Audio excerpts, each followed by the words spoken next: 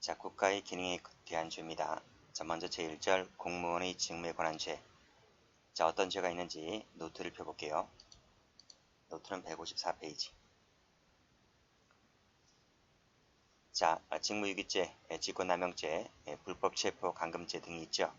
자, 그 밑에는 뇌물죄 조항들이 있습니다. 자, 여기는 이 많고 많은 죄가 전부 다 뭡니까?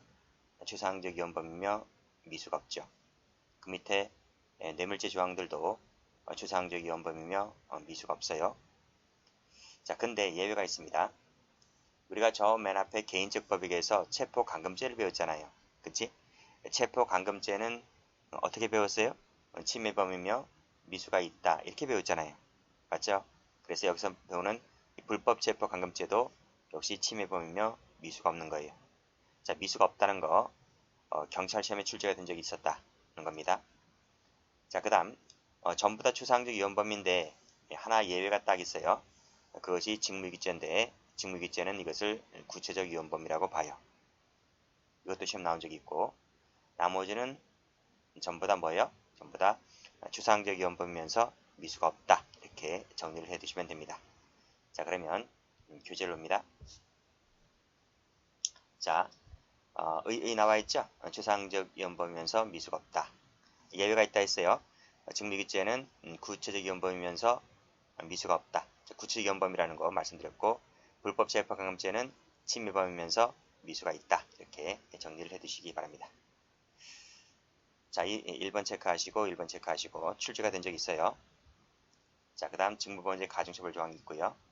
자, 공무원 나왔네요. 공무원. 자, 그 예를 보시게 되면 군대 사병도 공무원으로 봐요. 자, 여기서 지방의회 의원 밑줄 그시고 지방의회 의원이 공무원입니다. 그래서 지방의회 의원이 직무 관련해서 돈을 받으면 술해죄 처벌한다는 판례가 있습니다. 나머지는 됐고, 자, 그 다음에 고용직 공무원은 여기서 제외된다. 고용직 밑줄 그시고 X. 그 대표적인 것이 환경미화원이죠. 자, 됐습니다. 자, 그러면 직무유기죄 갑니다. 자, 주체는 공무원이죠. 공무원이 정당한 이유 없이 직무 수행을 거부하거나 동그라미 1번, 그 직무를 유기하면 동그라미 2번 직무유기죄가 되는 거예요. 자, 성격 잘 봐두셔야 돼요. 성격 직무유기죄는 계속범이다. 판례가 계속범으로 보고 있습니다. 그리고 부진정 부작위범이고요. 구체적 위헌범이고요. 미수가 없다. 이렇게 정리를 해두셔야 됩니다. 자, 판례 별표칩니다. 판례 분명부에서 뭐라 그랬어요? 직무유기죄는 계속범이다 그랬죠. 자, 그래서 직무유기죄는 세 번째 줄 위법한 부작위 상태가 계속되는 한 그 가벌적 위법 상태가 계속 존재한다. 계속 나와 있지? 그래서 뭐라고요? 계속범이라고요. 자, 마지막 줄에 즉시범이라고 할 수가 없다. 파란색으로 밑줄 그시고 X 하시기 바랍니다. 자, 일단 이것이 이제 한 문제 나왔고요. 자, 이 판례는 이 사실관계까지 시험에 나왔습니다. 시험에 나왔다고 제가 적는 게 아니라 제가 원래 처음부터 책을 쓸 때 이 사실관계를 넣어놨었어요. 근데 시간이 흐르고 나니까 이 사실관계까지 나중에 시험에 출제가 되었습니다. 자, 경찰관 갑은 교통사고를 낸 일과병이 보험 처리만 하기로 하였으니 사고 처리를 말해달라는 부탁을 하자 위 교통사고를 입건해서 수사하지 않았다. 일단 동그라미 1번. 그쵸? 자, 그 보험회사 직원 정으로부터 뭐뭐하여 정식 입건하여 수사해 달라는 요청을 받았는데도 불구하고 이를 거부하고 그대로 있다가 동그라미 2번. 보험금을 받지 못한 병이 위 교통사고를 신고하자 부랴부랴 을을 교통사고 처리 등록법 위반죄로 입건하여 뒤늦게 수사에 나섰다. 경찰관 갑의 죄책은 뭘까? 이런 말이. 자, 그럼 경찰관이 두 번째 줄에 입건 수사하지 않았죠. 세 번째 거부하고 그대로 있다가 나중에 뒤늦게 부랴부랴 수사에 나섰죠. 그러면 직무유기죄가 두 개입니까? 한 개입니까? 지금 한 사건에서 직무유기를 두 개를 하고 있잖아요. 그쵸? 직무유기를 두 개를 하고 있으면 직무유기죄 두 가지가 되고 경합범이 됩니까? 판례가 뭐라고 하고 있습니까? 직무유기죄는 즉시범이 아니라 계속범이다. 그래서 이것은 직무유기죄 포괄일죄가 된다. 포괄일죄. 일죄를 봤어요. 일죄. 경합범은 틀려요. 자, 됐고. 그 다음 밑에 판례 보시면 직무유기죄는 부진정 빨간색 동그라미 부작위범이다. 총론 시간에 부진정 부작위범을 어떻게 배웁니까? 응? 자기로도 할 수 있지만 부자기로도 할 수 있다. 그치? 이렇게 배우죠. 그래서 직무유기죄라고 하는 것은 보통 부자기로 많이 이루어지죠. 부자기로 이루어지는 것이 거의 99%인데 자기로도 이루어진 판례가 되어 나올 겁니다.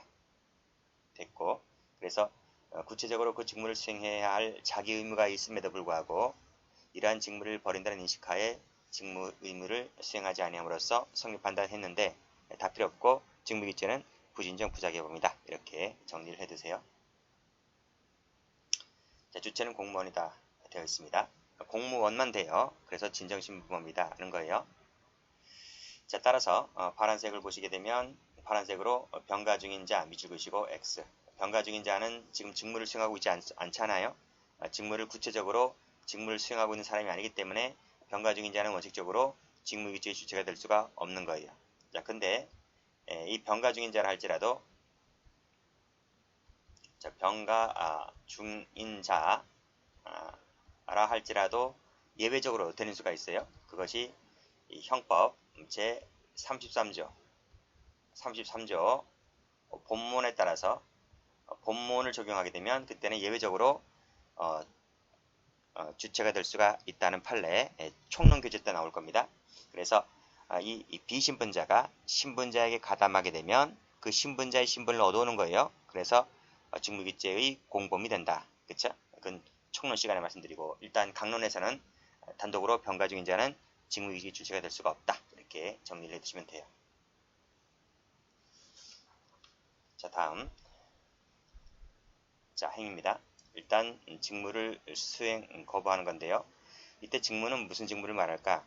본래 직무입니다. 본래 직무. 자, 직무는 공무원법상 공무원이 수행해야 할 본래의 직무, 검은색 본래 동그라미, 고유 동그라미의 직무여야 한다. 따라서 부수적이나 파생적 직무는 여기서 말하는 직무라고 볼 수가 없다는 거예요. 고발의 의무가 그런 거죠. 자, 밑에 판례 볼까요? 자, 통고 처분이나 고발할 권한이 없는 세무공무원이 자, 파란색으로 세무에다가 세무 쳐볼게요. 세무공무원은 무슨 걸 하는 사람인가요? 계산기 두드린 사람인 거예요.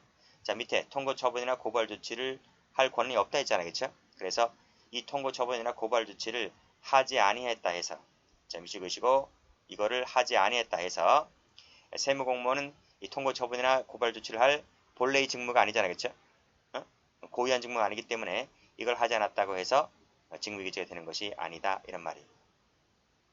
자, 밑에 하사관 세무 치시고요. 자, 하사관은 군, 사법, 경찰 업무 종사자가 아니잖아요. 그러면 군대 안 갔다 오신 분들 있을 텐데 군, 사법, 경찰 업무 종사자는 누군가요? 헌병이죠. 헌병. 군대 헌병. 헌병이 하는 거죠. 자, 일반 하사관이 하는 게 아니죠. 자, 군무 이탈자를 체포 연행할 의무가 있어요? 체포 연행할 의무가 없는 거지. 그건 헌병이 하는 거니까. 그래서 이 하사관이 군무 이탈자를 동행하던 중에 놓쳤다 해서 이것은 이 하사관이 갖고 있는 고유한 직무권한 본래 직무권한이 아니기 때문에 그걸 하지 않았다 해서 직무유기죄로 볼 것은 아니다. 이런 말이 됐죠? 자, 올라갑니다. 직무라고 하는 것은 구체적 직무를 말한다. 그 맡은 직무를 제때 수행해야 되는데 그 제때 수행하지 않으면 실효를 거둘 수가 없는 구체적 직무여야 한다. 이렇게 보고 있습니다. 그래서 직무라고 하는 것은 본래 직무, 고유한 직무, 구체적 직무여야 한다. 그쵸? 이렇게 세 가지를 동그라미 쳐주시면 돼요. 자, 그 다음 자 3번 직무유기를 볼게요. 직무유기라고 하는 것은 정당한 이유 없이 의식적으로 방임 포기하는 걸 말한다 그랬습니다. 자, 밑에 판례 별 펼쳐볼게요. 자, 1번에서 나와있지? 직무유기라고 하는 것은 의식적 동그라미, 그 다음 방임 내지 포기를 말한다. 자, 의식적 개념이라는 거예요. 따라서 태만, 세모, 분망, 세모, 착각, 세모는 직무유기가 아닌 거예요. 의식적 방임 포기가 아니기 때문에. 태만이 했다는 거 알죠? 분망이 무슨 말인가? 분망. 분망이라는 것은 이것은 어떻게 정의를 내리고 있어요? 매우 바쁘다. 매우 바쁘다. 다른 일을 하다 보니 이 일을 신경 제대로 못 쓰는 거예요. 그래서 매우 바쁘다 하는 것이 분망이지. 이 달릴 분자에다가 바쁠 망자를 써서 분망. 착각은 고의가 없는 거잖아요. 그래서 제때 직무를 성실히 수행하지 못한 경우는 그래서 직무이라고 볼 수 없는 것이다. 또는 직무를 하긴 하는데 형식적으로 해요. 형식적. 대충 이렇게 합니다. 이런 것들은 의식적 방위폭이 아니기 때문에 직무이라고 볼 수 없는 거예요. 대충 하는 것은 소홀히 했다는 거예요. 이런 것들은 세모 친 것은 다 뭐다? 직무이라고 볼 수가 없고 빨간색으로 동그라미 친 것만 직무이다 이렇게 보시면 됩니다. 자, 다음 똑같이 나와요. 똑같아요. 자, 두 번째 줄에 의식적인 포기 동그라미. 그 밑에 판례 무단이탈 동그라미. 의식적인 포기 동그라미. 이런 것들이 다 뭐다? 직무이다. 자, 밑에 보시게 되면 다시 올라가서 태만, 분만, 착각, 세모 이런 것들은 저가 되지 않는다. 그리고 또 어떤 형태로든지 직무를 수행했어요. 어떤 형태로든지. 어떻게? 형식적으로. 대충 이렇게 깔짝깔짝거리는 것은 직무이기가 볼 수가 없다는 것이에요. 그리고 다시 올라가서 보시면 가로 2번에서 직무이기지가 되려면 당연히 주관적 요건, 객관적 요건이 모두 다 갖추어져야만 한다. 그렇지? 일단 끊고. 그렇지만 태만, 분만, 착각은 직무이기가 아니다. 이렇게 보시면 돼요. 어려운 거 하나도 없어요. 자, 중요한 판례 나오네요. 자, 불법 체리저 사건 별표를 쳐볼게요. 자, 이것은 사실관계도 잘 나오고 판결로지 전부 다 잘 나오는 겁니다. 파출소장 갑은 연행된 을이 불법 체류자임을 알면서도 이들의 신병을 출입국 관리사무소에 인계하지 않았다 그랬습니다. 여기서 출입국 사무소에 인계하지 않았다 동그라미 1번. 자, 본서인 경찰서 외사계조차도 보고하지 않았다 동그라미 2번. 자, 근무일지에 단지 혐의점 없어 귀가시킵니라고 허위사실 기재했다. 허위사실 기재 동그라미 3번. 자, 통상 절차와는 달리 이때 인적사항조차도 기재해두지 아니하였다. 동그라미 4번. 그럼 한 개 도대체 뭐가 있어요? 한 개 뭐가 있냐고. 아무것도 없잖아. 그치?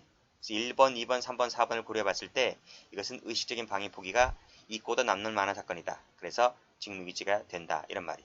자, 그래서 판결로지를 간단하게 정리를 한번 해보면 이렇게 되어 있죠. 인계하지 않았다. 빨간색으로 동그라미 치시고. 다음 인적사항조차도 기재해두지 아니하였다. 동그라미. 이라고 정의를 내리게 되면 직무기지가 되는 것이 됐죠? 자, 그 다음 2번도 볼게요. 자, 하나의 행위가 부작위적 요소도 있고 자기적 요소도 있어요.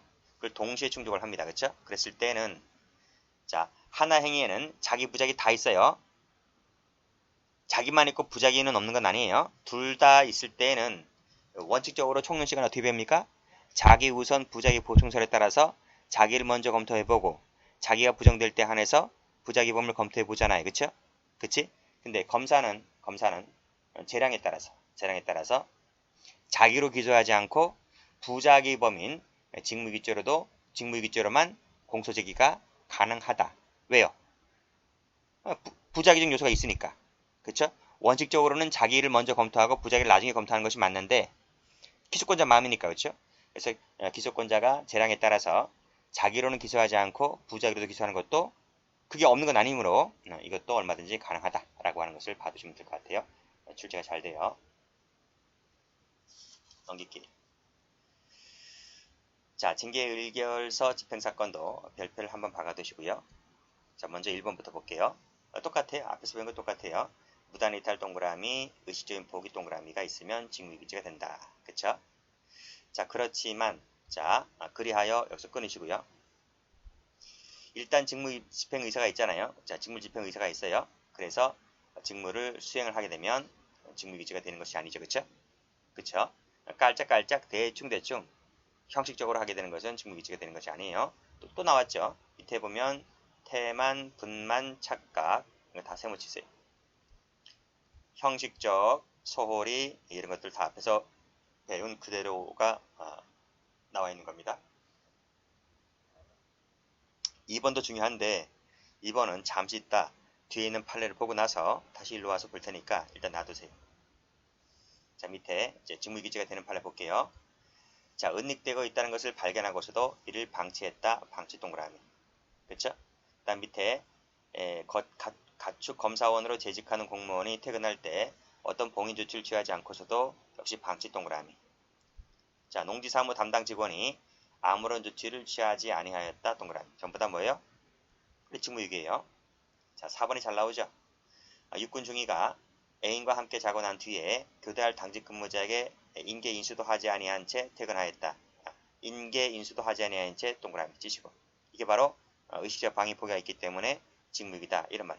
애인과 잠을 잤다는 게 중요한 게 아니고 교대하면 교대자에게 당연히 인계인수를 해야 되잖아요. 그치? 예, 근데 그것을 하지 않고 퇴근했기 때문에 직무유기죄가 되는 것입니다. 전부 다 부작이죠. 부작인데 여기 보세요. 차량 번호판의 교부 담당 직원이 운행 정지 처분을 받았단 말입니다. 그러면 번호판을 교부하면 됩니까? 안 됩니까? 정지 처분을 받았기 때문에 운행 번호판을 교부하면 안 되잖아요. 그치? 근데 어떻게 했습니까? 재교부했다 동그라미. 이것이 직무유기죄가 되는 것이다. 이 재교부가 뭡니까? 자기로 나타나게 된 것이지, 그치? 그래서 뭐라고 한다? 직무유기죄를 부진정 부작위 범위로 한다 말씀드렸습니다. 자, 그 다음 6번을 보시게 되면 자, 인감 증명 발급 사무를 담당하던 직원이 그쵸? 어떻게 했나요? 아무런 기재를 하지 않았다 동그라미, 확인도 하지 않았다 동그라미. 그 밑에도 허가 요건 등을 자세히 검토하지 않았다 동그라미, 연장 허가를 내주었죠. 그쵸? 이것도 자기죠, 자기 형태로 직무유기죄를 범한 것이다. 이렇게 보시면 되겠네요. 자, 밑에 자, 수송대 겸 삼정 출납관으로서 군인이네요. 어떻게 했습니까? 일체 확인 감독마저도 하지 아니하였다 동그라미. 상사에게 보고도 하지 않았다 동그라미. 수사에 착수하지 않았다 동그라미. 그쵸? 그 다음에 10번이 잘 나와요. 10번. 자, 경찰관들이 현행범으로 체포한 도박 혐의자들에게 어떻게 했는가요? 현행범인 체포서를 적어야 되죠. 현행범인 체포서를. 현행범이니까. 현행범인 체포서를 하지 않고 뭘 썼어요? 임의동행 동의서를 써준 거예요. 그치? 그 다음 일처리 제대로 못했죠. 그리고 검사의 지휘도 받지 않고 반환하였다 이거예요. 검사의 지휘도 받지 않고 여기를 동그라미 반환까지 동그라미 됐어요? 색깔 표시 잘못되어 있어요. 색깔 표시는 현행범인 체포서 대신에 임의동행 동의서를 써줬다는 거 하나. 이것이 동그라미 1번이고요. 두 번째는 검사의 지휘도 받지 않고 반환하였다. 동그라미 2번. 그래서 색깔 표시가 이 부분이 되어야 되는 겁니다. 그랬을 때 뭐 하나 제대로 한 게 없잖아요. 그렇죠? 뭐 하나 제대로 하는 게 없기 때문에 직무유기죄가 되는 것이다. 이렇게 정리를 해주시기 바랍니다. 출제 잘 돼요. 특히 경찰관 판례이기 때문에 경찰 시험에 특히 잘 나옵니다. 자, 밑에도 마찬가지죠. 11번도 출제가 잘 돼요. 자, 벌금 미납자 누가 잡으러 다니는 거예요? 경찰관이 잡으러 다니죠. 고가점수에 반영됩니다. 그렇죠? 자, 벌금 미납자 같은 경우에는 이제 재선형인데요. 그 미납하게 되면 어떻게 되는 건가요? 환영유치 처분으로 노역장 유치를 받잖아요. 그렇죠? 자, 세 차례 만났습니다. 세 번까지 만났어. 근데 그럼 잡아야지. 지금 증명수배가 되어 있는데 세 차례 만나고서도 검거하여 검찰청에 신병을 인계하는 등 필요한 조치를 취하지 아니하였다. 그래서 이것은 신병 인계했대요? 신병 인계하지 않았다는 거지. 그치? 필요한 조치를 취하지 않아야했다. 동그라미 치시고. 라고 했을 때 의식적 방임 포기가 있기 때문에 따라서 직무유기죄가 된다. 이렇게 보시면 되겠습니다. 자, 12번 볼까요? 근무 명령을 받았대요. 항구에 정박 중인 외항선에 머무르면서 밀수 여부 감시, 방지 등 근무 명령을 받았다. 이거예요. 그쵸? 근데 감기가 들어서 몸이 불편하다는 구실로 임무를 중도에 포기하고 집에 돌아와 자버렸다. 잠을 잤어요. 근데 집에 돌아왔어요. 집에서 잠을 잤어요. 빨간색으로 집 동그라미 치시고. 그치? 그러니까 누구 상관한테 얘기하거나 동료한테 얘기해서 나 진짜 몸이 아프다. 이렇게 얘기를 하고서라도 가야 될 텐데 그러한 것이 일체 없이 그냥 혼자 집에 가서 잤다는 거예요. 라고 했을 때 이것은 정당한 사유가 없기 때문에 당연히 의식적 방임 포기가 있으므로 직무유기죄가 된다는 것입니다. 됐죠? 잠을 자더라도 거기서 자야 돼요. 집에서 자는 것이 아니고. 자, 그 다음. 자, 밑에 판례도 별 펼쳐볼게요. 사법경찰관리가 위법 사실을 조사하여 훈방하는 등 어떤 형태로든지 직무집행을 하였다는 말 쓰고 있죠. 그래서 파란색으로 어떤 형태로든지 파란색으로 세무치시고 직무집행 행위를 하였다 했기 때문에 이것은 설령 입건수사하지 않았다 할지라도 어떤 형태로든지 뭔가 하긴 했대요. 이것이 숨어있기 때문에 이것은 직무유기죄가 곧장 성립하지는 않는다. 이 판례랑 이 1번 판례랑 그 앞 페이지 쭉 한번 가보세요. 앞 페이지 한번 가보시면 699페이지 가보세요. 699페이지 불법 체류자 사건과 비교해서 꼭 좀 정리를 해두셔야 돼요. 그 판례와 이 판례가 엄청나게 출제가 많이 되었고 비슷비슷한 판례인데 결과는 정반대입니다. 꼭 좀 같이 봐두시면 좋을 것 같아요. 자, 그 다음 2번 보시게 되면 약국 감시원이 예전에는 이런 직업이 있었어요. 지금 이런 직업이 없지만 무허가 약국 개설자를 적발하고 상사에 보고했잖아요. 보고는 했다. 보고했지만 뭐는 안 했나요? 그래 고발하진 않았어요. 왜도 입건 수사하진 않았지, 그치? 근데 뭐 하나는 하고 뭐는 하나는 하지 않은 거예요. 완전 전체 다 하지 않은 것이 아니라 뭐는 하고 뭐는 안 한 거예요. 그래서 대충 깔짝깔짝 거렸다. 형식적으로나마 하긴 했다. 이것을 간접적으로 보여주는 판례이기 때문에 그래서 결국 직무유기죄가 되지 않는 판례들이다. 이렇게 정리하시면 될 것 같아요. 자, 그 다음 3번 보시게 되면 전매청 공무원이 전매청 공무원. 지금도 이런 직업 없어요. 그 당시 때는 이런 것이 있었어요. 지금이야 뭡니까? 담배를 만드는 회사가 KTNG라고 하는 사기업체잖아요. 근데 옛날에는 한국담배인삼공사였고 옛날에는 다 공기업이었어요.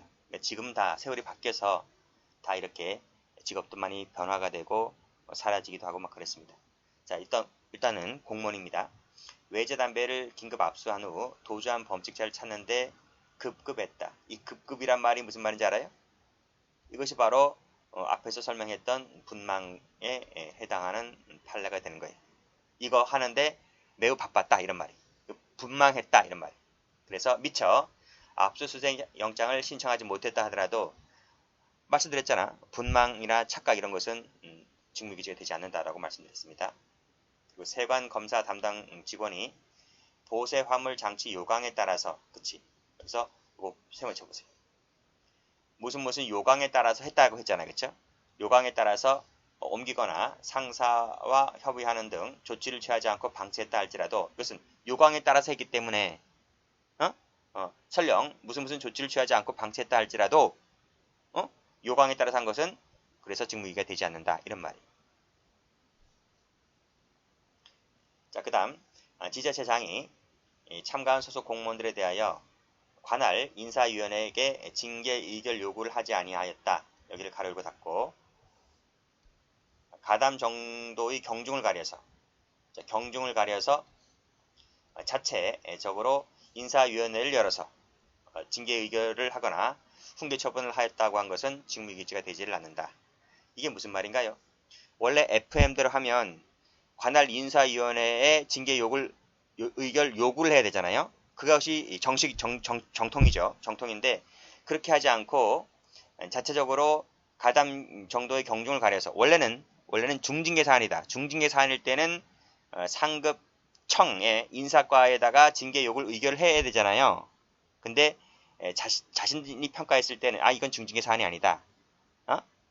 내 부하 직원은 내가 알아서 하마. 중징계 사안을 경징계 사안이라고 해서 자체적으로 인사위원회를 열어가지고 가볍게 견책이라든지 감봉이라든지 이렇게 그쳤다는 겁니다. 직무유기죄가 되지 않는다 이렇게 봤습니다. 왜 그럴까요? 얘기했잖아. 대충 깔짝깔짝거리기만 하기만 하면 의식적 방임 포기가 있다고 보지 않아서 직무유기죄가 되지는 않는다. 무슨 말인지 알겠지? 아예 일절 하지 않았다면 직무유기죄가 되지만 그래도 대충 했잖아요. 라고 했기 때문에 그래서 직무유기죄가 되지 않는다 이렇게 보았습니다. 자, 6번 판례 볼까요? 잠을 잤네요. 잠을 잤어요. 어디서 잠을 잤어요?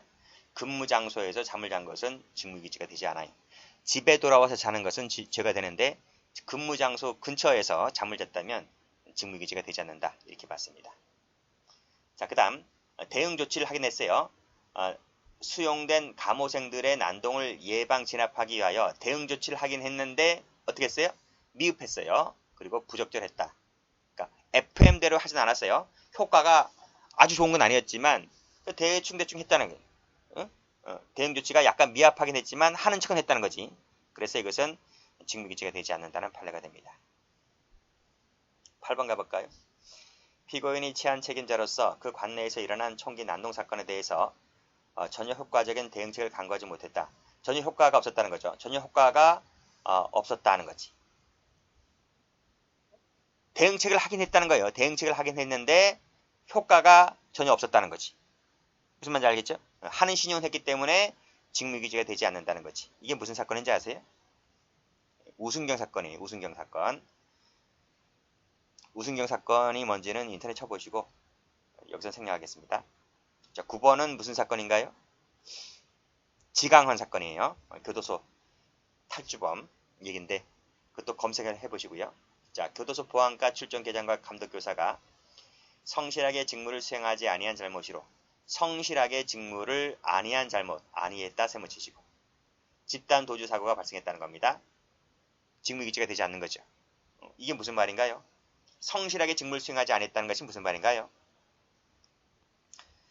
지금 출정과란 말이에요.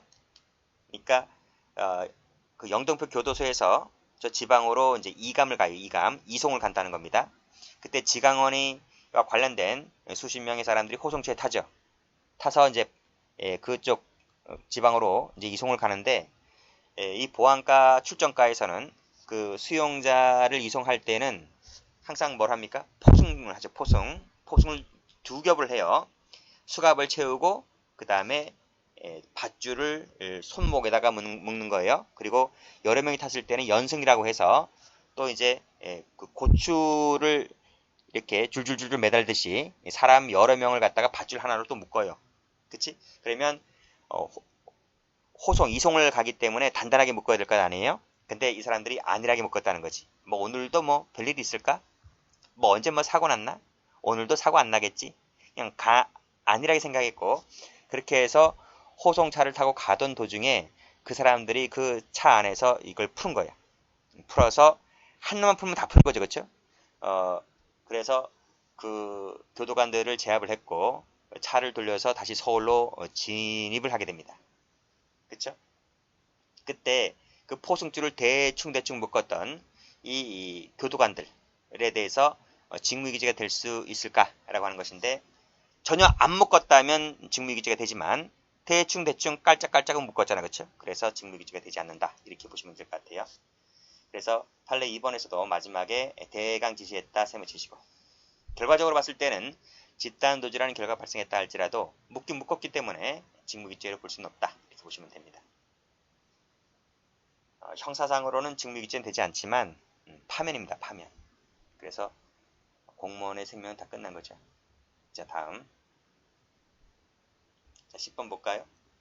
자, 해군본부 고등감찰부장인 피고인이 이렇게 나와 있는데 범죄 사실을 인지하였다 그랬습니다. 그런데 사건 이첩이라든지 인지보고서를 작성하는 등 방법으로 신속 적절하게 지금 수사를 하지 않았다는 거지. 그치? 신속하지 못했을 뿐이지 하긴 했다는 거예요. 좀 늦게 해서 그렇지. 무슨 말인지 알겠지? 그래서 대충 했기 때문에 이것도 직무유기죄라고 볼 수가 없다. 이런 말이에요. 자, 11번인데 자, 이건 조그맣게 제가 일부러 글씨를 좀 줄였어요. 자, 한번 읽어보시라고 해서 조그맣게 한번 해놨는데 읽어나 볼까요? 지방자치법은 지자체장이 법령 규정에 따라 그 의무에 속하는 국가유임 사무 등 관리와 집행을 명백히 게을리하고 있다고 인정이 된다면 주무부 장관이 그 직무이행을 명할 수 있고 만약 이 지자체장이 그 주무부 장관의 명령이 이의가 있다면 15일 내에 대법원에 소를 제기할 수 있다 그랬습니다. 시간이 얼마라고요? 15일 내에 소를 제기할 수 있다고 규정하고 있습니다. 이 조항은 지방교육 자치에 관한 법률에도 그대로 준용이 됩니다. 자, 여기까지가 이제 참고 삼아 이제 적어놓은 것이고요. 자, 그 다음부터 한번 볼게요. 자, 수사기관 등으로부터 징계의 사유를 통보받고서도 징계 요구를 하지 아니하여 주무부 장관으로부터 징계 요구를 하라는 직무이행 명령을 받았는데 이 장이 이번에 이의가 있어요. 이의가 있어서 소를 제기했다. 근데 소를 제기할 때 얼마 만에 제기하라고요? 15일 내에 소를 제기하라고요. 15일 내. 근데 이 장이 밑에 보면 징계 사유를 통보받은 날로부터 파란색으로 1개월이 내에 이것도 징계 요구를 하지 아니하였다 이런 말이에요. 15일 내에 소를 제기하라 했잖아. 근데 이 사람이 15일 넘었어요. 15일이 도과했다고요. 그리고 한 달이 되더라도 지금 이 징계 요구를 하지 않았단 말이에요. 근데 그렇다는 말은 반대로 한번 해석을 해볼까요? 1개월 내에 징계욕을 하지 아니하였단 말을 판결문에 적고 있다면 얼마만 했다는 거예요? 1개월이 넘어서 했다는 거예요. 1개월이 넘어서. 그러니까 하긴 했다는 거지. 15일 내는 안 해서 그렇지. 그쵸? 전혀 안 했다고 하면 문제가 되겠지만요. 어쨌든 하긴 했기 때문에 이것만으로 곧바로 즉 15일이 넘어서 했다는 이것만으로 곧바로 직무유기라고 단정해서는 아니 된다는 거예요. 아시겠죠? 자, 앞에서 한번 안 한 부분이 있다고 했죠? 자, 쭉 앞으로 한번 가보겠습니다.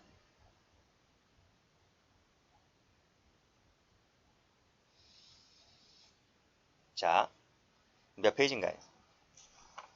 700페이지 가보세요. 700페이지. 자, 사실관계 볼까요? 전북교육감갑은 시국선언에 참여한 교사들에 대한 징계의결서를 징계위원회로부터 통보받고서도 징계위원회가 뭐라 그랬어요? 저 사람들 징계의결해라 이렇게 통보받았어요. 근데 15일 내에 징계의결 집행을 하고 있지 않다가 위 교사들에 대한 형사사건 대법원 판결이 있었던 당일날 징계의결을 집행했어요. 즉 15일 내에 해야 되는데 15일이 넘겨서 언제 했다고요? 판결이 있던 그날 했다고요. 그치? 그러니까 이 판결이 있던 날이 한 달이 넘어갈 수도 있는 거예요. 근데 하긴 했잖아요.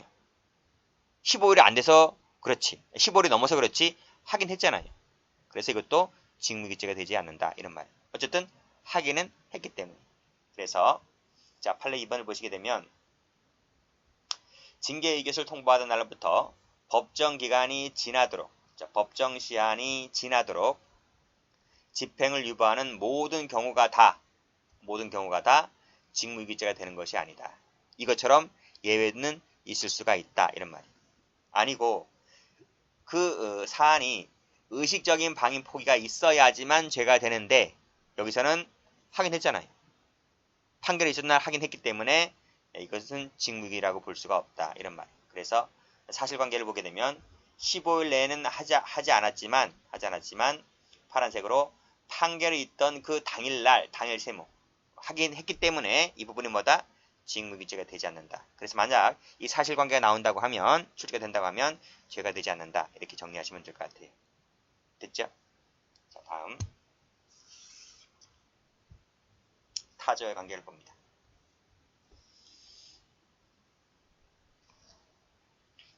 자, 수뢰죄의 관계네요. 자, 오토바이 사건. 경찰관 갑은 관내 식당 앞을 순찰하던 중 식당 주인으로부터 저쪽에 오토바이 한 대가 방치되어 있으니까 치워달라는 신고를 받자 오토바이 센터를 운영하던 을에게 연락을 하여 알고 있는 지인이겠죠. 이를 보관시킨 후에 습득물 처리 지침에 따라서 소유자를 반환하도록 처리를 해야 되는데 이 처리 지침에 따라서 하지 않고 전혀 확인하지 않고서 을에게 오토바이를 보내준 대가로 돈까지 받았다 그랬습니다. 돈 받은 건 일단 나중 문제고요. 일단은 이 습득물 처리 지침에 따라서 지금 어떠한 조치도 취하지 않았다는 거예요. 직무유기가 됩니까 안 됩니까? 된다는 거죠. 그래서 빨간색으로 확인하는 일이 전혀 없다 동그라미. 이 자체가 뭐가 됩니까? 직무유기다. 그래서 의식적인 방임 포기가 있다고 해서 직무유기다라고 봤어요. 근데 나중에 돈까지 받았으니까 수뢰죄까지 되겠고 죄는 두 가지가 되고 경합범이 됩니다. 자, 범인 도피죄의 관계 봅니다. 이것도 총론 시간에 다 하는 것들이죠. 부작위범 시간에 다 하는 것들입니다. 전부 다 별표. 또 별표. 자, 밑에 허가 신청 사건도 별표. 자, 가볼게요. 자, 쭉 읽어보시고 오히려 범인에게 전화로 도피하라는 권유를 받고 그를 도피케 하였다고 했을 때 이게 자기입니까 부작입니까? 전화로 지금 전화 때리고 있잖아요. 이게 자기야 부작이야? 이게 자기잖아요. 그래서 물론 부작위가 없는 건 아니에요. 있긴 있죠. 지금 피고인이 경찰관이거든요. 그렇죠? 그래서 범인을 잡아야 할 의무를 지고 있는 자가 오히려 도피하라 권유하고 있기 때문에 자기를 먼저 검토해보고 자기가 부정될 때 안에서 부작위를 나중에 검토한다. 자기를 먼저 검토해보니까 자기만으로 된다는 거예요. 그래서 빨간색으로 자기범에 해당하는 범인 도피죄만 성립한다. 이렇게 보았습니다. 그렇죠? 자, 마지막으로 직무유기죄는 되지 않는다. 이렇게 정리를 하시고 자, 그 다음 이거 했죠. 양자가 동시에 충족할 때는 재량에 따라서 부작위인 직무유기죄로만 공소제기 가능하다는 것 앞에서 배웠습니다. 자, 그 다음 허가 신청 사건. 자, 1번. 자, 결재권자로 하여금 오인 착각 부지를 일으키게 하고, 자, 그 오인 착각 부지를 이용하여 결재를 받아냈을 때는 이것이 위계가 될 수 있다는 판결료지. 시험도 몇 번 나왔어요. 자, 그 다음 피고인이 공무원이죠. 공무원. 자, 오히려 부하 직원으로 하여금 어업허가 처리 기한문을 작성하게 한 다음 스스로 중간결제를 하는 등 스스로 중간결제를 했대요. 자, 위계로서 위초정 결제를 받아냈다면 위계를 쓰고 있네요. 그렇죠? 그것은 위계에 따른 공무집행 방해죄만이 될 뿐이다. 역시 마찬가지로 자기우선 부작위 보충설에 따라서 위계에 의한 공직방만이 될 뿐이지 부작위범은 여기서 성립하지 않게 된다. 이렇게 보시면 됩니다. 자, 증거인멸죄 관계. 이 판례도 별표죠. 자, 경찰서 방범과장이 그랬네요. 자, 마지막에 압수한 변조 기판을 돌려주라고 지시를 때렸네요. 이 자기야 부작이야? 자기잖아, 그쵸? 그래서 자기를 먼저 검토해보니까 증거인멸죄만이 가능하다. 물론 부작위가 없는 건 아니에요. 그치? 공무원이기 때문에 부작위범도 요소가 있지만 자기만으로도 충분하다는 겁니다. 그래서 마지막에 직무유기죄가 되지를 않는다. 그쵸? 됐습니다. 자, 됐고 이제 직권남용죄로 한번 가볼게요.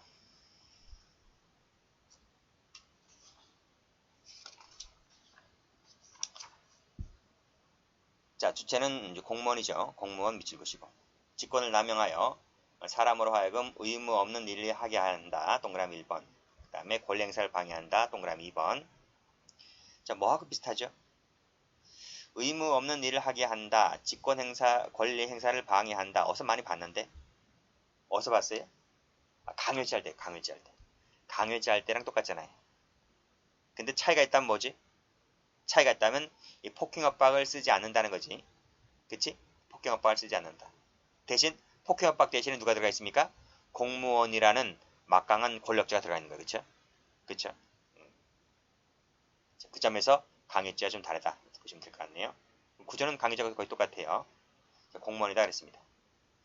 자, 이때 직권남용죄에서 직권이라 하는 것은 빨간색으로 일반적 직무권한을 말합니다.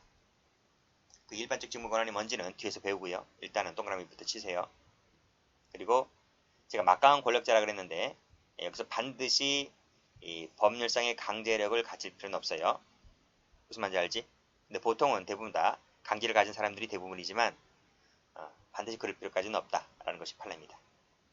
됐고, 다음 페이지 한번 가볼까요? 행위를 봅니다. 행위, 직권남용이다. 직권남용을 할 때 1번에서 일반적 직무권한 이랬네요. 따라서 2번 체크하시고 일반적 직무권한에 속하지 않는다. 속하지 않는 사항이다. 그러면 직권남용이 아닌 거죠. 또는 직무권한과 관련이 없다. 라고 했을 때도 역시 본죄가 되지 않는 거지. 예를 볼까요? 집행관이 채무자를 체포할 수 있는 일반적 직무권한이 있어요? 체포하는 것은 경찰밖에 없는데? 그렇잖아요. 세무공무원이 세금 미납자를 감금한다고 했을 때 감금할 수 있는 일반적 직무권한이 있어요? 없잖아요. 그러니까 이런 것들은 집행관이든 세무공무원이든 이런 사람 같은 경우에는 체포나 감금했다라고 했을 때 그 공무원들이 일반적 직무권한이 없기 때문에 이런 걸 했다 할지라도 직권남용죄가 될 수 없는 거예요. 자, 그 다음 의무 없는 일을 하게 한다. 과중한 공과금을 부과했다든지 불필요한 조건을 부과했다든지 명절 떡값 명목으로 관내업소를 돌아다니면서 금품을 내게 했다든지 이런 것들이 전부 다 그러한 사례가 됩니다.